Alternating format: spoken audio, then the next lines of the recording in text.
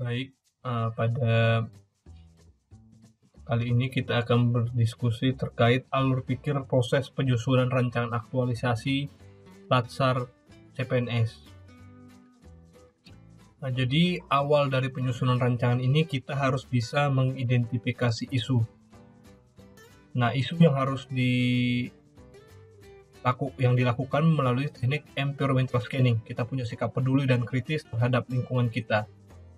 Nah, isu itu adalah yang hangat dibicarakan, terus ada kesenjangan masalahnya. Nah, cara untuk menemukan isu itu melalui kita refleksi terhadap agenda 4, yaitu manajemen ASN, World of Government, dan pelayanan publik. Nah, sumber isu sendiri itu bisa dari kita sendiri, individu kita menemukannya, maupun isu di unit kerja, maupun di level organisasi. Lingkup isu yang kita bisa lakukan dalam tusi jabatan kita, apa yang kita lakukan dalam level unit kerja maupun organisasi.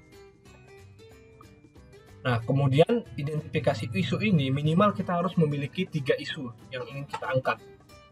Nah, dari isu tersebut kita deskripsikan terkait isu tersebut, apa fakta data yang kita temukan, mengapa kita mengatakan itu isu, kemudian apa dampaknya jika isu tersebut belum terpecahkan, dan kaitkan dengan agenda 3. Nah, misalnya terkait pelayanan publik, kurangnya pelayanan atau koordinasi terkait World of Government, manajemen ASN, terkait profesionalisme para ASN-nya.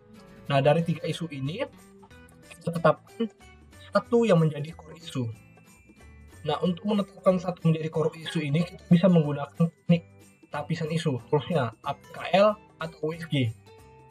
Nah, jadi dari 3 minimal kita harus punya 3 isu, kita tetapkan satu isunya dengan teknik ini, atau bisa juga kita konsultasi dengan mentor langsung menyampaikan kita, tolong ambil isu ini karena itu sangat urgent. Jadi berdasarkan pengalaman, pengetahuan mentor, dia memerintahkan kita untuk mengambil isu tersebut. Nah, misalnya contohnya di sini adalah core isunya misalnya lambatnya penerbitan sertifikat. Nah, kemudian kita rumuskan isunya. Jadi pernyataannya harus negatif, singkat, jelas, dan ada fokus dan waktu. Jadi fokusnya itu apa? Misalnya negatifnya lambatnya penerbitan sertifikat plat Latsar di Diklat PPSDM Aparatur pada tahun 2020. Nah, kemudian setelah itu kita temukan penyebab isunya. Penyebab isunya kita menggunakan tools Fishbone salah satunya, atau bisa juga dengan menggunakan gap analysis atau yang lainnya.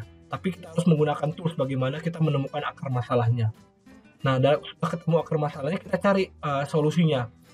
Solusinya seperti apa, gagasan kreatifnya. Misal tadi masalah lambatnya penerbitan sertifikat, kita buat gagasan kreatifnya optimalisasi penerbitan sertifikat secara elektronik.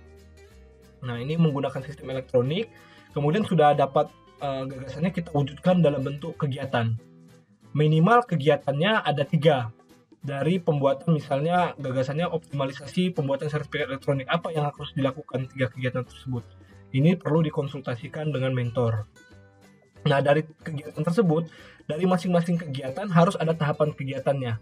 Misalnya dalam penerbitan sertifikat itu kita awali dengan tahap misalnya membuat draft rancangan aplikasi. Nah, itu harus dari tahapannya harus menggambarkan dari tahap perencanaan, pelaksanaan, dan evaluasi. Tahap perencanaannya misalnya menyiapkan bahannya, terus tahap pelaksanaan berkoordinasi. Kemudian setelah itu melakukan evaluasinya, misalnya melakukan evaluasi terhadap kegiatan tahapan kegiatan tersebut.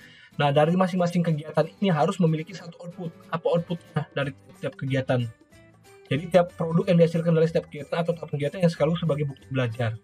Nah, kemudian dari masing-masing kegiatan itu diuraikan keterkaitannya kepada agenda 2, yaitu akuntabilitas, nasionalisme, etika publik, komitmen mutu, dan anti korupsi. Jadi di setiap kegiatan harus mengaitkan dengan nilai-nilai anekanya. Jadi harus ada dari masing-masing kegiatan itu ada nilai anekanya.